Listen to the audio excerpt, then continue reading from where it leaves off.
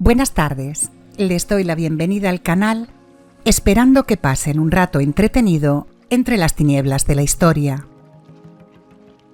En esta ocasión se hablará de judíos que apoyaron a los nazis, unos extorsionados que no tuvieron otro remedio por mera supervivencia y otros que decidieron aprovecharse de las ventajas que le ofrecía Hitler y sus hombres por traicionar a sus amigos y vecinos.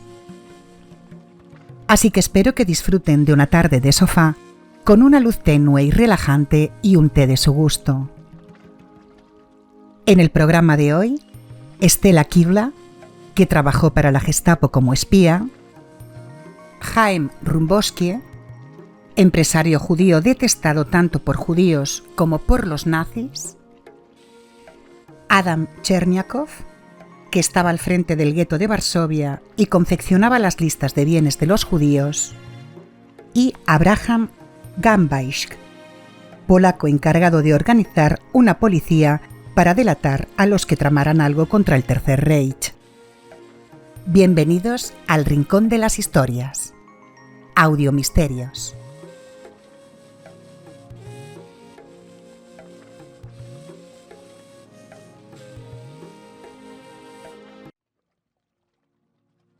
Stella Ingrid Goldschlag nació el 10 de julio de 1922 en Berlín, la capital de Alemania.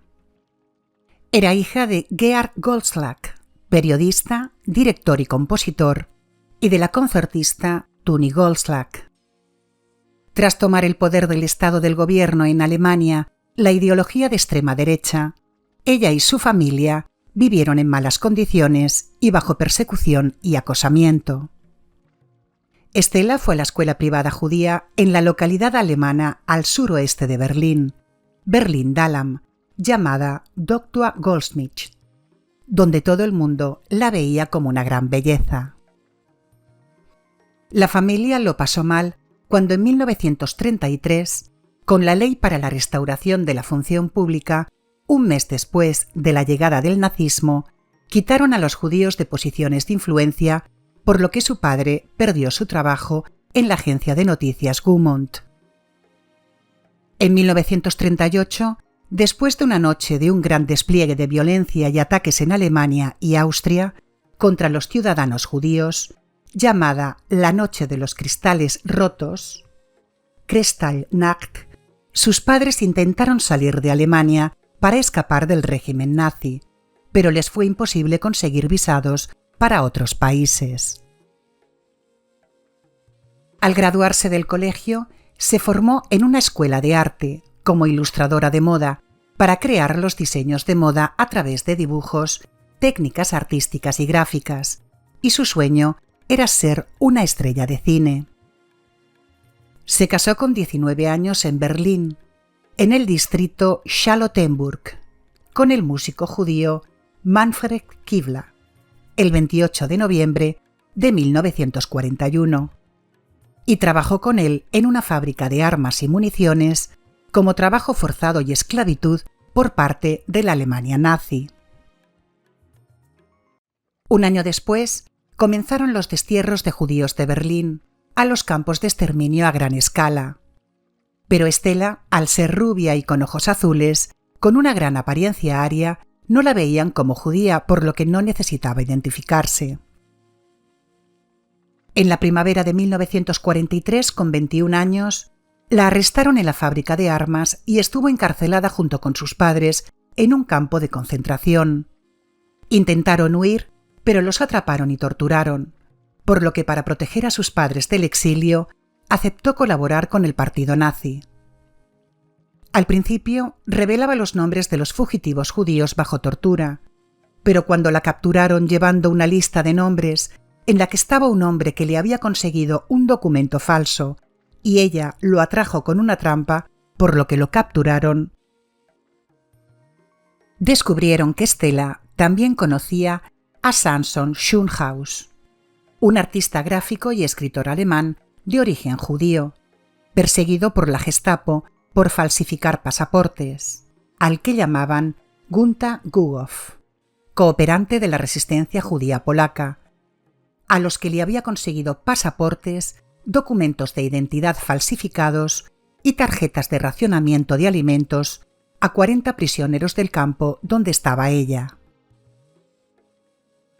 Así que la Gestapo le ofreció un trato más continuo y estable para colaborar con ellos y proporcionarles fugitivos judíos, a cambio de 300 Geismarks, la moneda alemana hasta 1948, por cada judío que traicionara, y que sus padres no serían deportados. Samson Schunhaus no fue capturado nunca y sobrevivió a la guerra.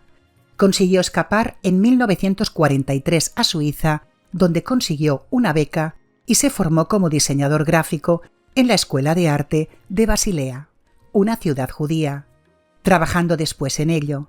Se casó y tuvo 4 hijos, 2 de ellos músicos.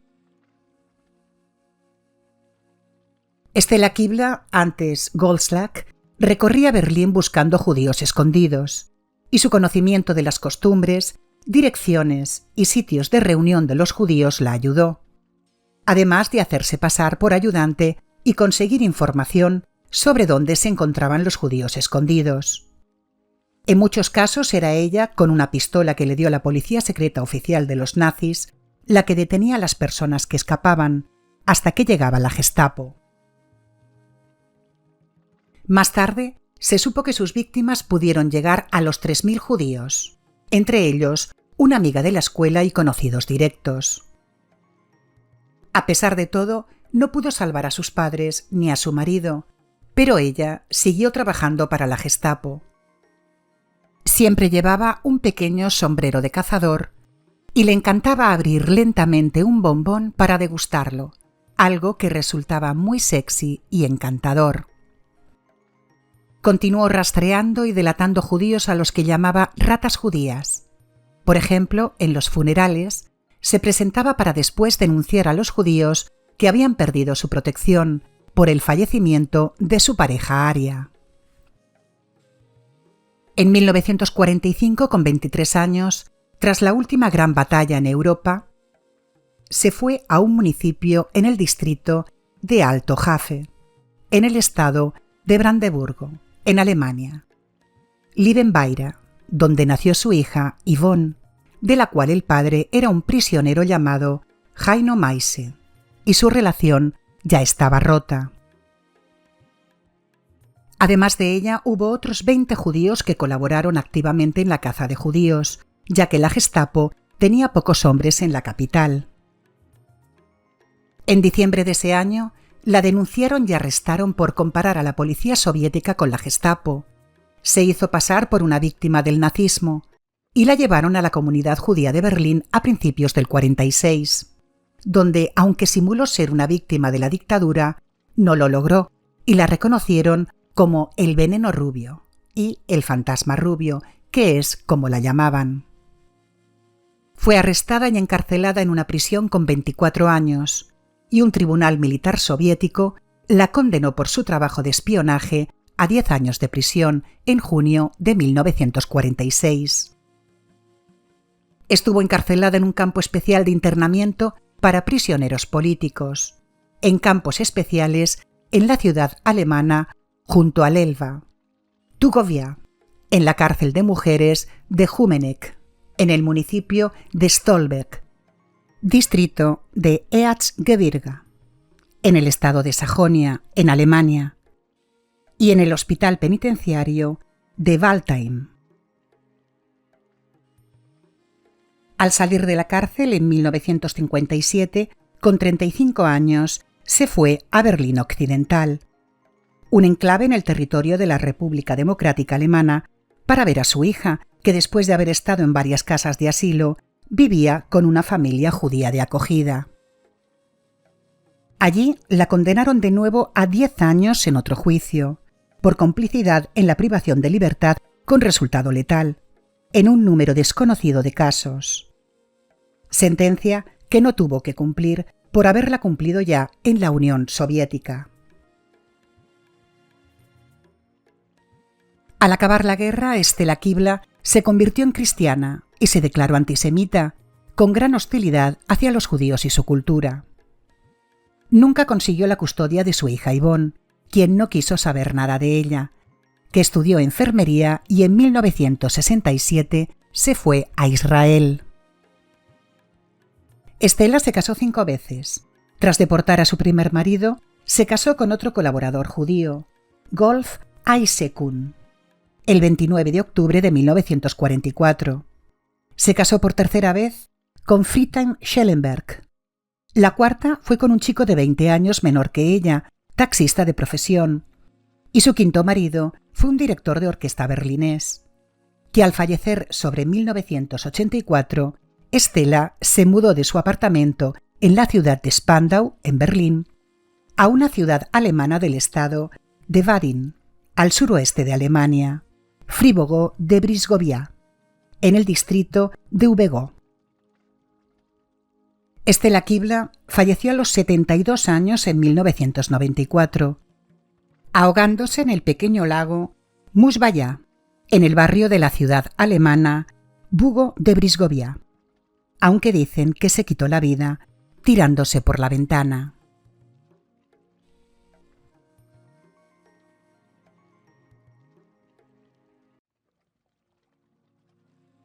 Chaim Mordechai Rumboski nació en un asentamiento judío en la gobernación de Vitebsk, Imperio ruso, lo que hoy es Lituania, el 27 de febrero de 1877. Sus padres eran judíos y no terminó su educación básica, aunque sí la religiosa judía, por lo que no hablaba ningún idioma bien, tan solo el yiddish, el judeo alemán hablado por los judíos con un fuerte acento lituano. Se mudó a la Polonia rusa en 1892, un estado creado en el Congreso de Viena tras la caída de Napoleón, unido al Imperio ruso, y allí adquirió la ciudadanía polaca. Se instaló en la ciudad de Łódź, la cuarta ciudad más poblada de Polonia, situada en el centro del país, donde fue un empresario de poco éxito y después un agente de seguros. En ese tiempo también trabajaba como director voluntario de un orfanato de niños judíos en un pequeño pueblo llamado Helenówka, a las afueras de la ciudad polaca Łódź, que dirigió durante 14 años, hasta 1939. Abusó de muchos de los niños que vivían allí y llegó a causar una epidemia de gonorrea, una infección de transmisión sexual, que tapó junto con un médico local, ya que se negó a enviar a los niños contagiados al hospital, muchos encontrándose graves, ya que no existían los antibióticos. El médico nunca cobró. Pensó que los niños se habían contagiado por toallas contaminadas o ropas de cama, que bien podía ser posible, pero cuando vio el orfanato para atender a los niños y comprobó lo limpio y aseado que estaba, descartó esa idea. A Chaim Mordechai le temían todos los niños, por sus abusos y por su severidad, inflexibilidad y dura disciplina. Robó los fondos y las donaciones del orfanato y se tuvo que declarar en quiebra e insolvencia por haber pagado por su silencio, según comentó afligido después, a las madres de los niños de los que había abusado, ya que algunos tenían a alguno de sus padres vivos, pero no los podían atender y por eso estaban allí. Toda su vida fue un devoto sionista. Luchó por un Estado judío independiente, donde los judíos pudieran vivir de forma segura, por lo que eso, junto a su labor humanitaria y benéfica como director de un orfanato judío, lo transfiguró en una figura respetada por la comunidad. Declaró ser pariente de Alfred Rosenberg, el principal ideólogo nazi, ingeniero arquitectónico y constructor, político, escritor y criminal de guerra alemán, de quien decía mantener correspondencia amistosa regularmente, algo muy improbable, ya que esa correspondencia jamás se encontró, y no era muy posible que Rosenberg se hubiera arriesgado a mantener relación con ningún pariente judío, y mucho menos de forma abierta, ya que se indagaba a todos los miembros del partido nazi para averiguar si tenían algún antepasado judío, lo que podía implicar el fin de su carrera e incluso su vida.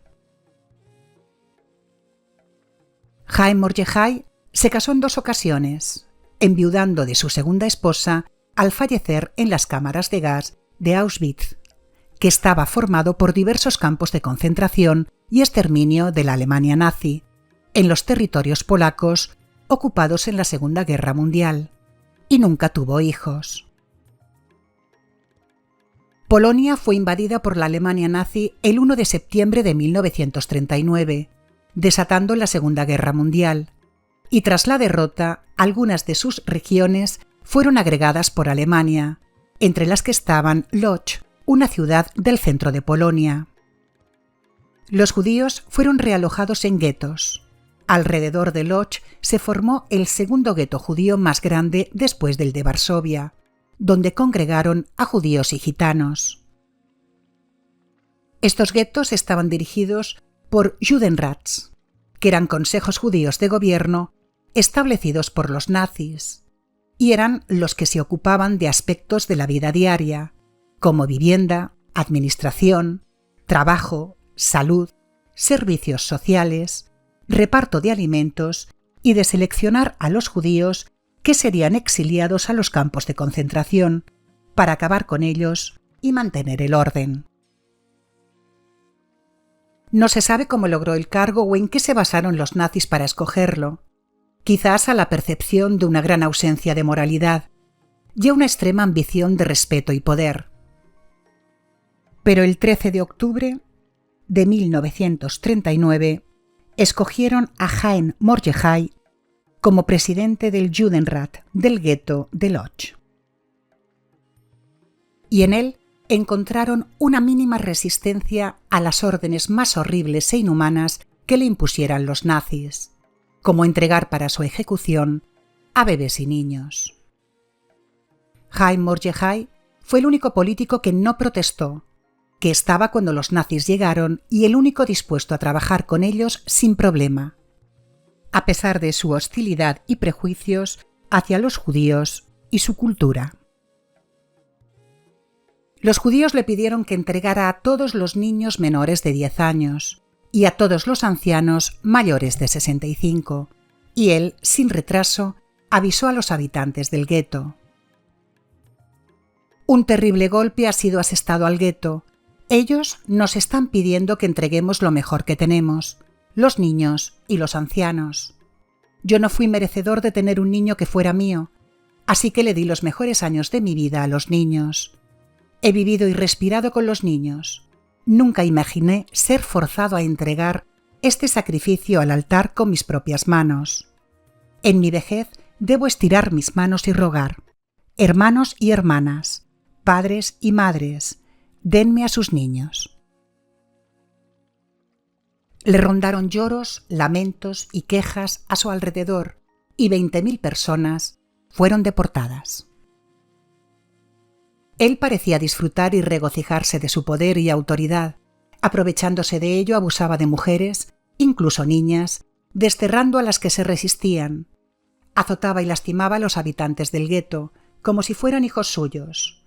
Contrató a pintores para que pintaran y dibujaran imágenes de él por las calles, mientras la gente le tiraba flores e intentaban abrazarlo. A las personas que no le caían bien, les quitaba raciones de comida, insultaba a sus ayudantes y se trasladaba en una carreta destartalada, rodeada de guardias y criados, que hacían que los habitantes del gueto le cedieran el paso, por lo que lo acabaron apodando Chaim I, como si fuera un rey. Pero en 1942, cuando aumentaron las deportaciones, padeció síntomas de depresión e intentó pactar con los nazis para disminuir los exiliados, aunque nunca dejó su cargo. Censuró el correo y las obras de ficción de cualquier medio. Cuando se prohibió a los rabinos ejercer su tarea, comenzó a realizar las ceremonias de matrimonio. Creó su propia moneda, imprimiendo los billetes con su imagen y también sus propios sellos con su cara. Se encargaba dentro del gueto del establecimiento, fábricas para los alemanes, instaló 120 donde daba trabajo a miles de judíos, ya que creía que si conseguía crear una fuerza laboral importante y de buena producción para los nazis, no destruirían el gueto.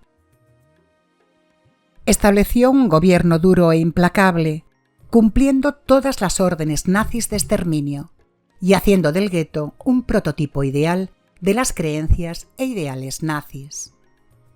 Considerándolo codicioso, ególatra, narcisista, enfermo mental, traidor, aliado y cómplice del invasor, aprovechando su poder para perpetrar abusos. Aunque hay algunos que afirman que actuaba movido por la idea de que, ayudando a los nazis a quitarles la vida a algunos ciudadanos del gueto, evitaría una masacre total, ganando tiempo hasta que cayera el régimen, sacrificando a unos pocos para salvar a los demás.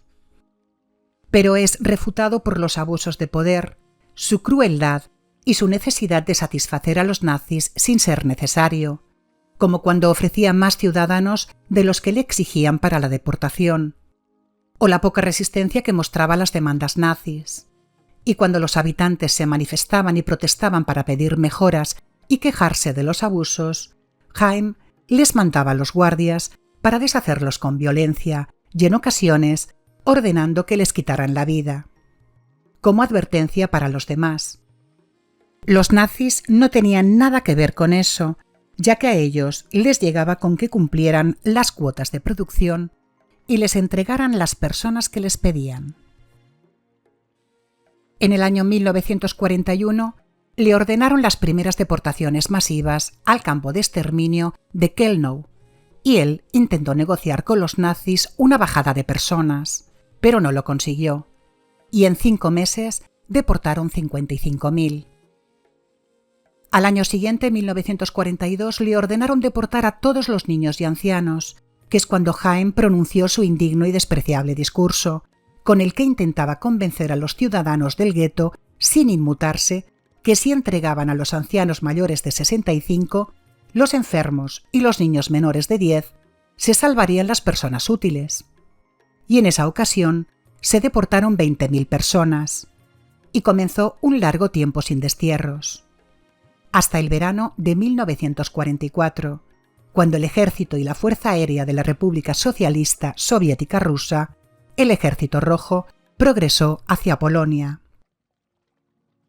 Por lo que los alemanes cerraron el gueto para quitarles la vida a todos sus habitantes. Fueron embarcados 7.000 judíos hacia Kellnow el 23 de junio, organizados por Heim, y a sus últimos habitantes los enviaron el 28 de agosto a Auschwitz para acabar con ellos, entre ellos a Chaim Mordechai Rumboskie y a su familia, además de otros colaboradores nazis. Lo torturaron para acabar quitándole la vida a golpes, el 30 de agosto de 1944, por judíos del grupo Sonderkommandos, que eran unidades de trabajo formadas por prisioneros judíos de los nazis, a los que obligaban a colaborar en actividades en los campos de exterminio. En sus últimos momentos estaba tan aterrorizado que se puso a llorar, perdiendo el control de sus esfínteres, y a su familia la ejecutaron en las cámaras de gas de Birkenau, uno de los diversos campos de concentración y exterminio.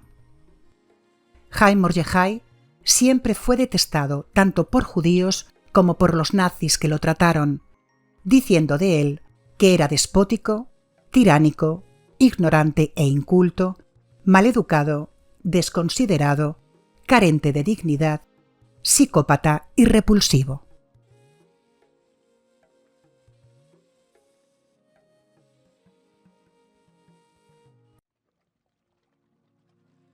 Adam Abram Cherniakov nació el 30 de noviembre de 1880 en Varsovia, la capital y ciudad más grande de Polonia, en el Imperio ruso. Fue concejal del Ayuntamiento de Varsovia durante 7 años y en 1931 consiguió un escaño en el Senado polaco. Su profesión era ingeniero químico. Al poco tiempo de haberse rendido Polonia ante los nazis, el 4 de octubre de 1939, lo nombraron presidente del Consejo Judío de la capital polaca. Él era el encargado de la administración del gueto, el área de la ciudad a la que llevaban a los judíos viviendo en reclusión, y hacía que se cumplieran las órdenes nazis junto con 23 miembros más. Los alemanes esperaban que llevara a cabo las órdenes alemanas, dispusiera trabajos forzados y encontrara propiedades judías. Pero Adam quería aliviar la ferocidad de las medidas alemanas. Creó comedores de beneficencia, talleres, escuelas de enseñanza técnica y pedía a menudo mejores condiciones. Cuando el Tercer Reich comenzó el exterminio masivo de los judíos europeos, lo que los nazis llamaron solución final, en julio de 1942, se hablaba por el gueto de rumores inquietantes sobre deportaciones que habían ocurrido en otros lugares de Polonia, hacia los campos de exterminio, y que se esperaba lo mismo para los judíos de Varsovia. El Judenrat, los consejos judíos de gobierno de los guetos, entregó meses antes a los nazis censos de sus habitantes y planos del gueto, por lo que se entendía que se esperaban deportaciones.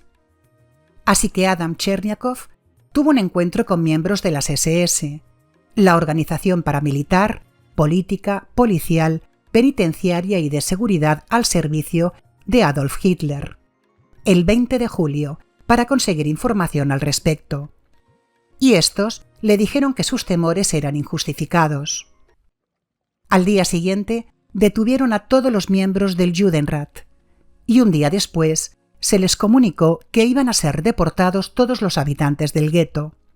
A partir del 23 de julio, todos los días a las 16 horas, 6.000 personas por día. La policía judía, que era la policía organizada en los guetos por el Judenrat, bajo las órdenes de los soldados de la Alemania nazi, fue quien hizo las redadas y llevó a los deportados hasta los puntos de embarque. Adam consiguió que hubiera personas que estuvieran exentas de ir, como los que no pudieran viajar por estar en el hospital, el personal sanitario y los aptos para trabajar junto con sus esposas e hijos, los empleados por empresas alemanas, la policía judía y los miembros del Judenrat. Adam trató de ampliar esos privilegios a los niños del orfanato, pero no lo consiguió, aunque dejaron que se quedaran los maridos de mujeres trabajadoras y los alumnos de las escuelas de formación ocupacional. Así que pensó que una máquina de coser podía salvar una vida, por lo que se podían aumentar los puestos de trabajo de mujeres. Pero las deportaciones iban demasiado deprisa, por lo que no dio tiempo de hacer gran cosa. Adam Cherniakov dejó un diario escrito desde el 6 de septiembre de 1939 hasta el día de su fallecimiento, que es un importante testimonio de la vida en el gueto de Varsovia. Fue publicado en 1979. Le dejó una nota de despedida a su esposa, en la que le decía: «Me piden destruir a los niños de mi nación con mis propias manos. Soy impotente, mi corazón tiembla de dolor y compasión. Ya no puedo soportar más.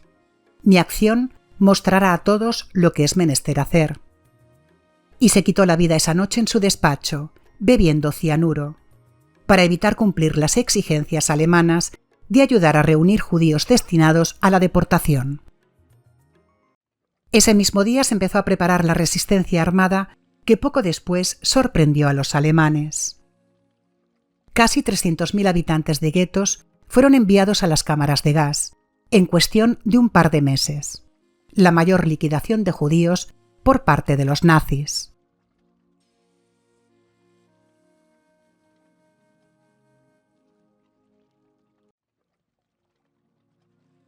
Abraham Ganbaisch nació en una ciudad industrial del sur de Polonia, Częstochowa, en la región de la Pequeña Polonia, cuyo centro es la ciudad de Cracovia, en el año 1902, siendo de nacionalidad judía. Fue aprendiz de periodista y editor en una ciudad polaca llamada Lodz, la cuarta ciudad más poblada de Polonia, situada en el centro del país.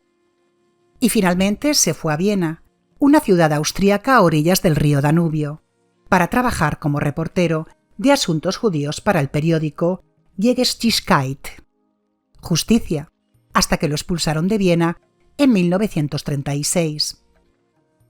Habiendo ganado ya una gran destreza y soltura oratoria, y reputación como maestro y periodista, luchador por un Estado judío independiente donde los judíos pudieran vivir de una forma segura.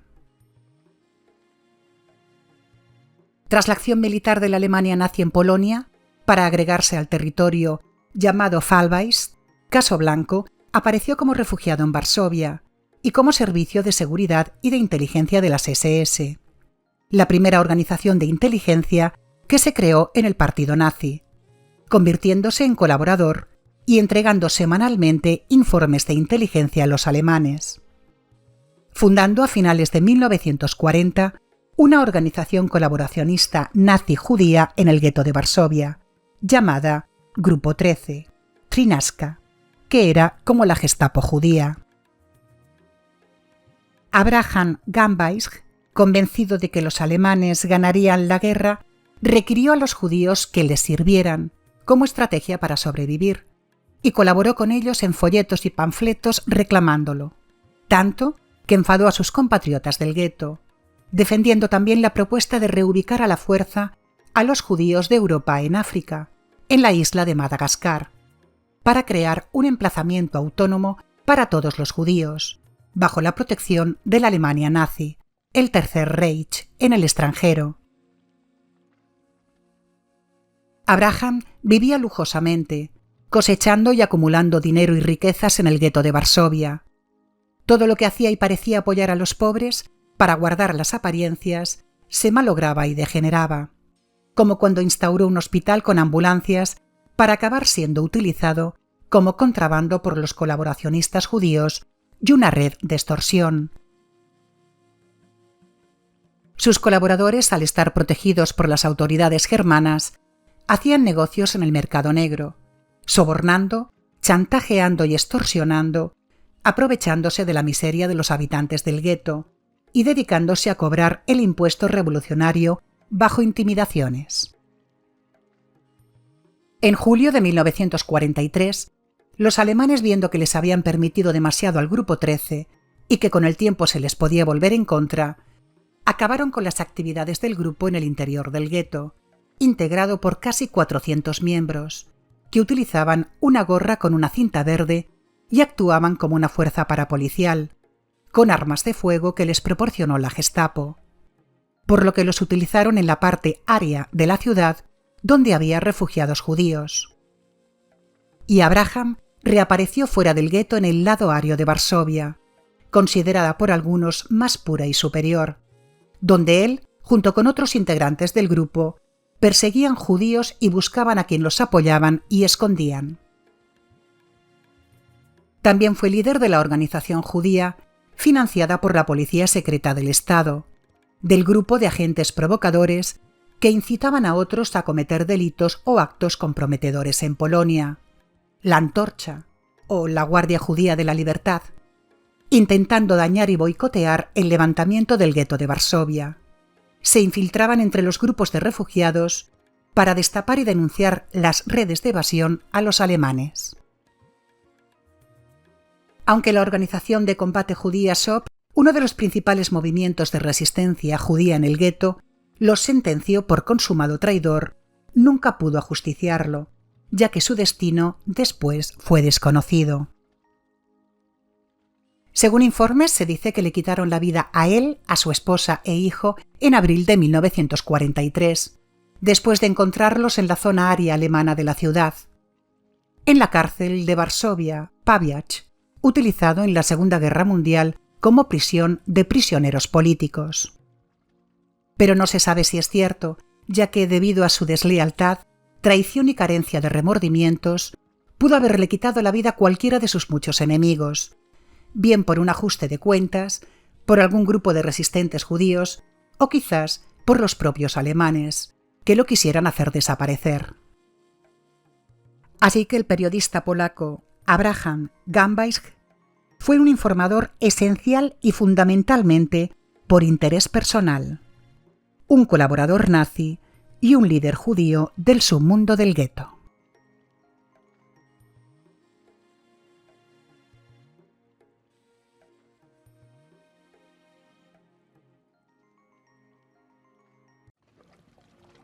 Si les ha gustado, por favor accionen la campanita de notificaciones para saber que ha sido de su agrado y poder seguir ofreciéndoles contenido. Compartir y darle a like para ayudarme con el canal. Hasta la semana que viene con nuevos relatos de Audiomisterios.